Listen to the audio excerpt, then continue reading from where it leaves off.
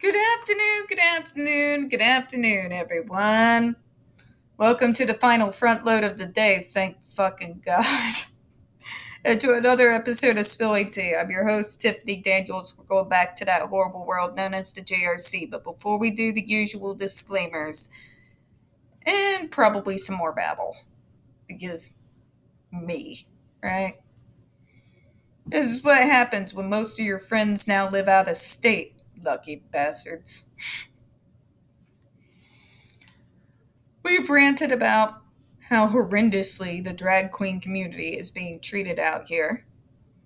We've talked about idiots posting shit on social media, which is nothing but a barrage of hatred against disabled people on the fucking daily. We've talked about the absolute horrendous amount of hatred and stupidity a call center agent must endure on a semi regular basis. Why do we do this? Why do we talk about these things? Well, somebody's got to listen to my troubles, and you poor fuckers are just the ones subscribed to my channel. No, not really, folks. I'm an outspoken person. I always have been. I used to say when I worked for the state that my soapbox gathers no dust. It's true. Still true to this very day, and I'm pushing 40. So if I haven't changed by now, more than likely, I probably never will. I see injustice. I see cruelty. I see the worst of humanity on individuals who are the most vulnerable. People who live paycheck to paycheck, disabled people, marginalized communities. And I see both sides gearing up to either use us or abuse us. And when they're not doing that, they're completely ignoring when we face atrocities happening against us. Gay nightclubs being shot up,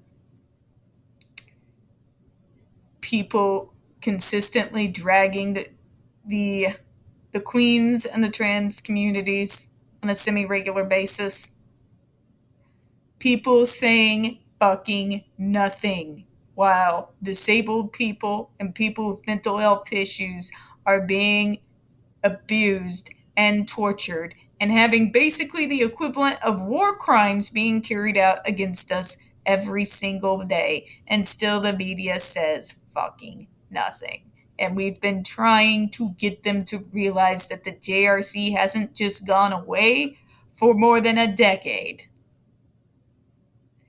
We're trying to draw attention to places, the troubled teen industry, who basically took their playbook from the JRC. There are more similarities than I care to count at this point. I use this platform as small as it is because if I can even reach one person, it matters. Never underestimate the impact of reaching one individual. That individual can talk and speak to others.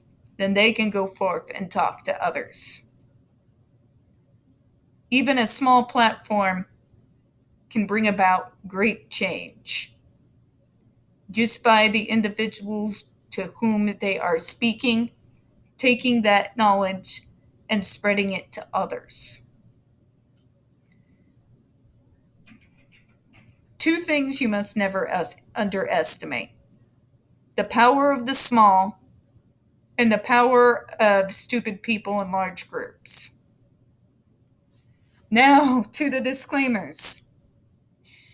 In the description box, you're going to find a link to the article that the Judge Rotenberg Educational Center doesn't want you to read. It's written by NeuroClastic, a small non-for-profit started by autistics for autistics, wherein they interviewed and surveyed over 900 ABA professionals in regards to JRC's quote-unquote behavioral modification program.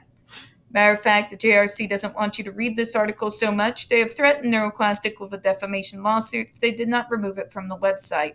NeuroClastic has refused, so you know the drill, folks. We're salty bitches on this channel. Make that article viral. Share it everywhere. We also have linked in there NeuroClastic's public statement in regards to the defamation lawsuit threat, as well as a link to their GoFundMe. We are crowdfunding, folks, in case those bastards at the JRC have the balls to see through with their threat. Thus far, they have not. Who's surprised? Shocker, right? We also have linked in there the Ozark's first article in regards to the Agape boarding school / Stone for Help boarding school. This is a so-called Christian-themed boarding school, one of the many, based out of Stockton, Missouri, that takes in so-called troubled male teens that has pending over 21 civil lawsuits, claims, and allegations leveled against it. All of it which has been substantiated by the hard evidence gathered by the Missouri Department of Social Services and include the following: rape, sodomy, sexual assault, child abuse, psychological and emotional abuse, child trafficking, starvation, and that's just for starters. We have one former staff member arrested by the FBI, another a doctor still on premises with full access of the boys up on multiple, again, substantiated claims of sodomy, rape, and sexual assault of the boys there. We have an attorney general who's attacking fucking drag queens because who even knows why? You gotta get us distracted, I guess, because who knows what the GOP out here is actually covering up, right? And we have a governor who's just, let's be honest here, batshit insane. So send help, and please share those articles on all your social media, all right?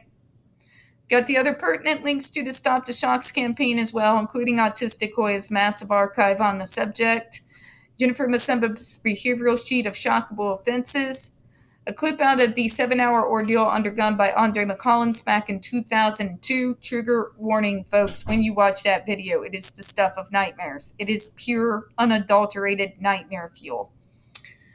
The templates and the ever-present self-explanatory change.org shut the Judge Rotenberg Center down petition. When we discuss the JRC, you're going to hear vivid descriptions of and catch clips of surveillance footage of people with disabilities being tortured and abused. If you got young children present, please use your headphones, all right? All right, this channel is marked not for children for a reason, folks. We use profanity and speak on dark subjects. If your child is 16 and younger, parental supervision is very obviously advised, all right? All right, trigger warning. We are about to descend once again into the mad ravings of the lunatic mind known as Dr. Matthew Israel. You're going to hear gaslighting, victim blaming, abuse and torture apologencia, lies, pseudoscience, and enough ableism and bigotry to circle the globe a few thousand times, all coming from a man with a massive ego and a major God complex. So just be prepared for that shit, all right? All right, so where we left off, our last paragraph of the day. Then I can detox from the fucking stupid. The stupid fucking burns, people. Stupid physically hurts, and it's real. In almost every case, the use of behavioral procedures, including skin shock if necessary, enables students to end the need for restraints, whether manual or mechanical. False! That's a lie, doctor. As a matter of fact, if you go over the JRC's history, you know that those particular students that they do bound and gag stay that way for the good majority of their stay there. I know this from victim statements and have had it backed up by the New York report from 2006. From individuals who have come out to speak about it since the 2012 case, still doing the same shit. The JRC has this idea that somehow this device frees you from restraint. You are aware that the device in and of itself is restraint, right? In the most literal, physical fucking form, it is a restraint. Electric skin shock means electricity will seize the muscles of wherever the electrode is placed. One of these areas is the backs of the legs. It literally restrains you, doctor. What freedom are they actually experiencing when you're using it? This is one of those nonsensical arguments he's famous for. The JRC has published data on 60 students who had major aggressive behaviors with receiving behavioral skin shock at the JRC. Here we fucking go again. Doctor, allow me to explain this to you with small words so you can understand. You cannot use yourself as God. You can't use yourself as a source. You can't use yourself and your biased ass studies conducted in your fucking school by doctors you pay as a defense, because it's not unbiased. There is a major fucking conflict of interest there, which means more than likely these individuals are going to skew the data in your favor because you're paying their paychecks. You can't cite yourself as a source. Literally, go to any local college student. This is a college city out here. Pick any one of them. Ask them if any of the professors here would ever allow them to cite themselves as a source, because the answer is no. It's a conflict of interest. That's not how anything is done. This is why the medical community considers you a joke, doctor. You can't cite yourself. Look at any magazine, even Psychology Today. None of these fuckers cite themselves. And you know why that is? Because more than likely it can end up being biased. Fuck's sake. On the average, those students who had to be restrained almost 20 times per week prior to the use of behavioral skin shock. After the skin shock treatment was introduced, however, this frequency dropped to 0. Here's the graph that shows this data. Now, doctor, fucking stop. Quit citing yourself. You're not proving fucking anything. You are the doctor who has a very clear interest in this study, which means you have no business anywhere fucking near it, because your bias could skew the data in your favor. That's how this shit works. Let me also refrain again. But it stops at behaviors that's successful. Again, doctor, you want to know why torture is no longer used? Because people will do and say whatever the hell you want them to say while the threat of torture hangs over them. The funny thing about torture and fear, remove that factor. And then the so-called behaviors, well, shocker, they return. And why do they return, doctor? Well, there's a very logical answer for that.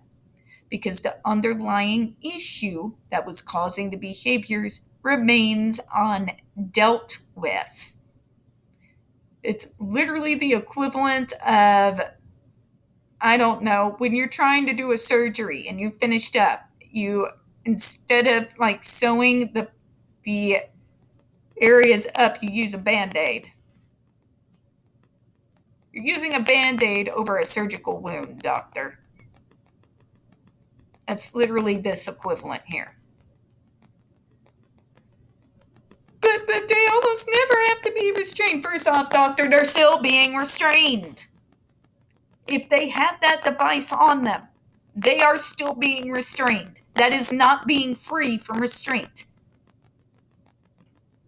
For fuck's sake.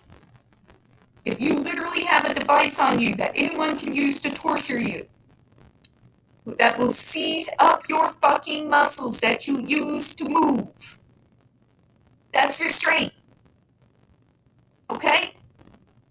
That's restraint. Unless your ass is fucking Rasputin during his execution, you're not going to be able to move while those muscles are being seized by fucking electricity.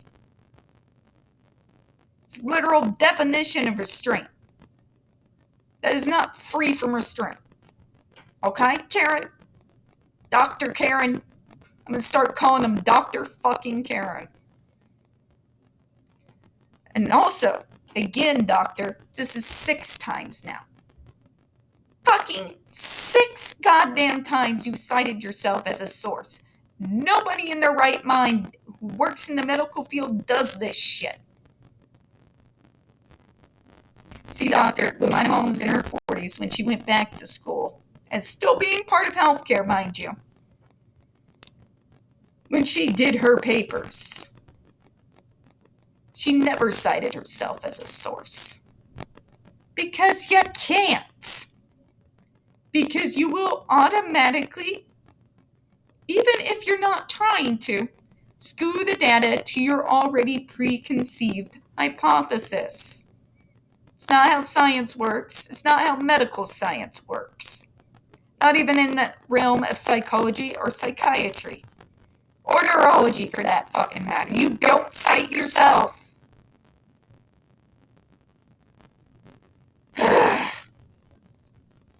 What are we learning other than his massive ego and this idiot idea he has that he thinks he can cite himself as a source in order to further his arguments?